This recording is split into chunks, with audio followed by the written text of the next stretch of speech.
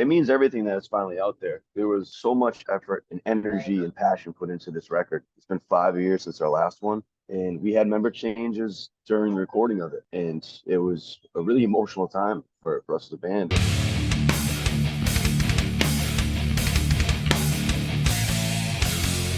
Ghost Cold Mag welcomes in Trevor Phipps of Unearth. How are you doing, man? Doing very well. Thanks for having me. Thanks for being here. It's been a minute. I'm super glad to see you. You are on tour We are. forever, but you're on tour, especially right now, promoting the brand new album, The Wretched, The Ruinous. Amazing stuff. And we've been circling each other for a while, trying to do this interview. So I really appreciate you making the time in your day to hang out with Ghost Cult. Right back at you, man. Happy to be part of it. Yeah. So, lots to unpack, and I don't want to retrace too many steps we've done before. People know you. The band celebrated 25 years recently. I mean, insane. First of all, to do anything this long that you're passionate about, that, has as many people passionate about your thing, also your band, your art, your music's got to say, something about the journey. It was worth it. I know it's not always easy, but certainly has to be gratifying to get this far. Yeah, we feel very fortunate. We're grateful that we're here and things are going as well as they are. This is our 25th year. In August, it'll be the official 25 years. That's when we formed, August '98. A long time ago. And we set out to do it as long as we could and stay true to ourselves. We've done that. And of course, there's been ups and downs, but we're still here and have a great time. And just coincidentally, I had begun visiting New England at that time, and it was like a magical time for music, man, between your band and sort of the birth of all these Boston and New England metal bands and Hatebreed and Converge and all different flavors, but all kind of unified by this just like heavy hardcore influence underground music. It was a really, I don't want to throw this word around lightly. It was a majestic time as a fan of music long before I was doing journalism, right? And then I moved to New England and I saw you guys all the time. Literally every few months you were doing a show in Boston, Worcester, Hartford, somewhere, New Haven. Springfield. I saw you guys so much. Providence, my first trip ever to Providence was to see Unearth. It was insane, bro. Like it was so good. It was such a good time. I definitely had like the Unearth Lynn Mass High School shirt because I lived in Salem when I first moved up, so that's a little bit later on in my own story. But like, yeah, it was just fun times, man. It was a friendly competition with all those bands, and we would always play shows together. So the shows were every month we would do shows. The shows got better and better and better. This word was spreading, and so many killer bands of that time came up, and a bunch are still around today. Word. And then I want my last little memory lane thing to share before we talk about the new record is I saw you guys on the second stage at Mayhem Festival, and I want to say it was like one of the first ones, and it was 2011. Banana Balls, right? This was the third one. It was Banana Balls in Mansfield, right? It was Banana Balls. Like it was never heard those two words together. Right. It was off the chain, dude. It was so violent and fun, and everybody was screaming the words because it was like almost like a hometown show for you. 100%. And it was just such a good vibe. And I like the sun was brutal, but so were the riffs and the vocals, man. It was so much fun. And that whole second stage was ridiculous that year too, right? It was like bananas. Yeah, Suicide Silence was there, Red Fang. I forget, to be honest. There's so many great bands on that festival. That was a fun summer. It was a very hot one though, for sure. It was hot, almost. We were out there at 9 a.m. every single day. Yeah, no clouds. We were out there at like 9:05 for the first band. I don't know what was wrong with us. And that was like at the dawn of when I was doing this. Ghost Cult is over 10 years old. So I think I was just about to join Ghost Cult at that year. And wild stuff. But here we are, right? Brand new album, still making it's important. I feel like it's important to still be doing something meaningful. It's not enough to say, hey, we've been here for 25 years and we did all these things. We got this new record, right? And this record is fire, and you come through some fire to make this record internally and personally and professionally. So I wanted to just dwell on that now. What does this record mean to you that you have it? It's been talked about for a while, but here it is now. It means everything that it's finally out there. There was so much effort and energy and passion put into this record. It's been 5 years since our last one, and we had member changes during the recording of it, and it was a really emotional time for us as a band. And we just didn't know what was going on. We knew we had great material. Buz has he wrote the entire record for the music, and I always handle the vocal patterns, the lyrics. But with the member change, it made it kind of a challenge. So I had to deal with that while also trying to finish a record lyrically and vocally. But Buz really came to the table with some just amazing riffs and killer songwriting, and he pushed himself to be a different guitar player. He wouldn't lean on his normal tendencies, like the easy way to go in the transition to the riff. He forced himself to be different, which then opened up the sound of the music for me to be a different vocalist too. So I'm adding different flavors to the record, and that's something that we really set out with Will Putney as producer. We said, look, we want to make kind of like the definitive Unearth record, make it as melodic and dynamic, but just as heavy as banana balls. So I think we really captured a moment with these songs, and it's something we're all very proud of. Right on. Shout out to Will and Buz, of course, for their work here. And I wanted to say, like, perhaps all that emotion coming into the record and all, maybe feeling like an elevated stakes, like something to prove still. To me, it's such a hungry. Of course, we expected an aggressive record, but it's almost like Unearth circles the wagons, like a sports cliche. You guys circled the wagons and fought off everybody. Like it feels like a very in your face, like a statement record for sure. It shows the passion and the dedication that this band has, and there's so many great bands out there, and there's so much competition. And what I kind of referenced earlier with the friendly competition with the bands we came up with, that's healthy to have that. It forces you to be better, forces you to come out of your comfort zone and push. And I think that there's so much great music that we got both inspired by modern music and just the direction it's going, and the fact that there's such great music. So we have to really, elevate our game. Um, and we feel we did that. Word. I know there's been a lot of bands that have come along in the wake of the scene and of followers of Unearth, but who are some of these peers or modern bands that you now look out on and see and take with you on tour? Who are those bands that are also inspiring you and charging you up? The younger bands that are out there, there's so many great ones right now. Creeping Death is killing it. I like Fugitive. Power Trip, of course, let's see if they make a comeback. I think they're working on it, but that was a band that really kind of kickstarted me back in like 2015, 2016. I was like, you know what, the underground is creating some really killer music right now. And from those bands, it's really like they've really spawned a whole bunch. Like Knocked Loose is killing it. It's great to see that energy and just the amount that a band that heavy can draw is inspiring. And I love to see it. And those bands coming out around 2015, 2016, making their statement then.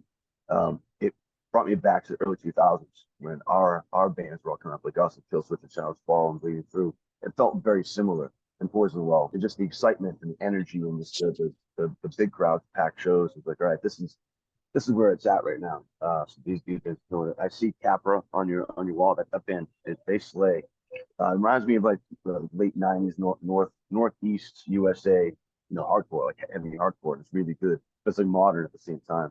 One of my favorite bands is more on the rock and roll metal front is Spirit Adrift. They're one of the best bands out there today. I think the songwriting is majestic as hell. Another Spirit band, Spirit World. They're like a more metallic Capri. It's so good. Those are some definitely killer bands. Shout out and thanks to Capra always for our flag. I have to remember to not wear all my Capra gear at once, lest I look like an ad for them, even though that's fine. I rep them hard. And Spirit Adrift just dropped a brand new song. I'm super excited. They have a new record coming this summer. I'm very excited for them. Yeah, man. I just think it's important still, like, to pay it forward. And you guys were always very humble at the same time, gave opportunities to new bands. Other bands took you out.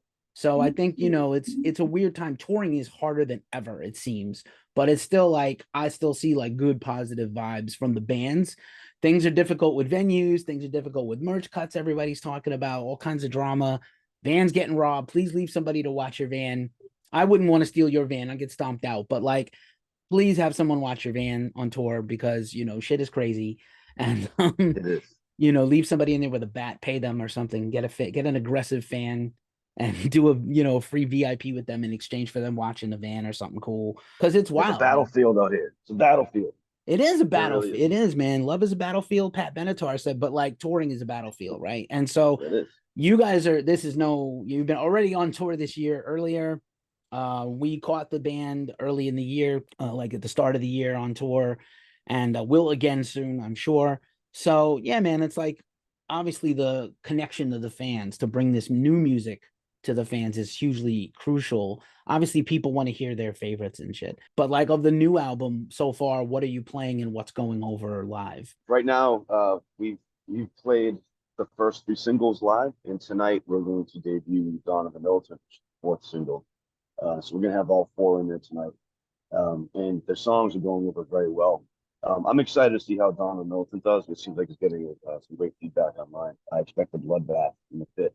That's a heavy one, especially that breakdown. That song actually came about. Buz had written that right when we entered the studio for the last record, Extinctions, and he came in so late with it that we didn't listen to it. We just kind of got lost in our Dropbox that we share. And during the pandemic, I was walking my dog Sherlock, and he's going through this, old riffs, even, and he's worthy for a new record. And I came across that file with the whole songs.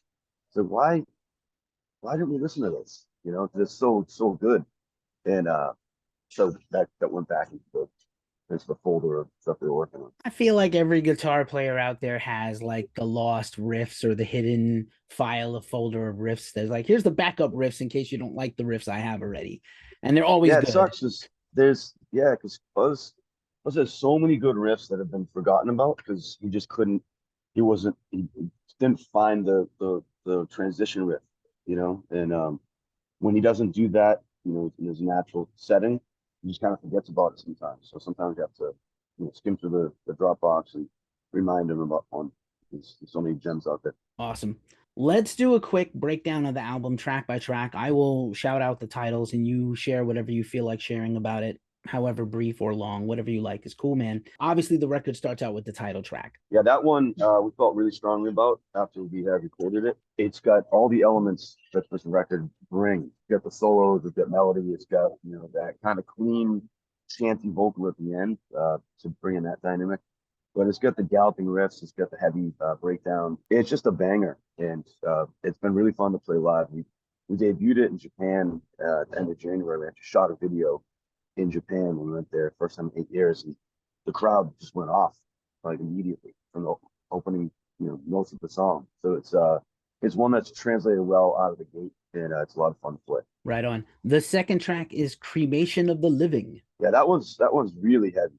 Starts out with the blast beat and the scream. It's really dark, kind of black and death metal sound to it as well. With most of the songs on this record blend some really heavy hardcore elements with some mellow death moments, and it's stuff we've always mixed together. But I think that we pushed the extremes in both directions in this record. And that Cremation Living is definitely a prime example of it. There's definitely a couple of moments on this record where you definitely hit the shrieking black and death metal, the mellow death like shriek vocal very well. Yes, I've been really working on my range, and I had a lot of work to do with my highs, and I'm finally up there, and it's fun challenging yourself and getting to new places vocals. Right on. We need somebody to carry that torch from Trevor, man. That's my dude, and I miss that guy. And You know what? I was telling Brian Black Dahlia that I wanted to show Trevor.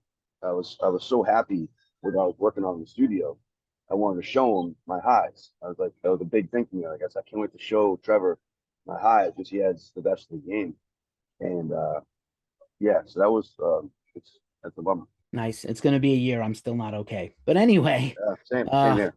let's turn those frowns upside down with Eradicator is the next track. Yeah, that's a straight up metal meets hardcore song. That's if you want to call something metalcore, I think that is a blueprint. A lot of modern metalcore, I think, should have a different name because it's where's the core and where's the metal. A lot of it just it's pop based, I guess, metal, but there's no core to it at all. But this one, and those songs are fine. I'm not talking crap on the song. It's just why are you calling it metalcore? That's my thing. This one, it's pure metal hardcore mix song. It's got one of the heaviest breakdowns on the record. I definitely took some inspiration from George Fisher, that breaks down the middle, trying to get the deepest struggles I could get. And yeah, I look forward to playing that one live. It's not on the tour. It's not on the list for this tour, but we'll break it out soon. Nice. Looking forward to it. Mother Betrayal is the next track. Mother Betrayal. That is about how the planet's going to wipe us out if we do not make drastic changes to the way we treat Mother Earth. And the song actually starts out with the sound of the winds on planet Venus, because the winds are about 800 degrees Fahrenheit, and that could happen here, not very soon, but it could be our demise, with the planet just getting too hot for us and just us being wiped out. That's what that song is about directly. So far, that's my favorite song to play live. It might be Challenge Tonight by Donna Militant. That's a really fun one. Nice. Invictus is the next track. Yeah, that's a guitar shredder song. Buz came to the table with that one. It's got a lot of power metal type leads in there, mixed with heavy hardcore, metallic hardcore parts. It sounds like we could have written this one in 2002, but with a modern touch. Is more guitar work by Buz. Nice. Dawn of the, oh no, I'm skipped one. Call of Existence is next. Getting crazy here. Call of Existence. Call of Existence. That is the only song on record that has positive lyrics. The record's pretty dark, basically talking about how the world is going to end. But this one was inspired by Sir David Attenborough, who does the Planet Earth series and Our Planet series. And I got really inspired by watching the Our Planet series, because he shows the destruction and the extinction of animals and their suffering, but also in each episode it shows that if we do make an effort to repair the damage we've done, that in time things do get better. So we just have to focus on it, stop destroying things, and take care of it. We'll have a much more pleasant experience on this planet, and so will the other inhabitants, the other animals that we seem to have so much disregard for. So that's what that song is about. So about making a change. I take it you're a fan of the Planet Earth series. Very much so. Yeah. So for 3 years, Chris, our bassist, myself, and our old drummer Nick, we always roomed in hotels, and we'd end the night by having a beer, watching some Planet Earth.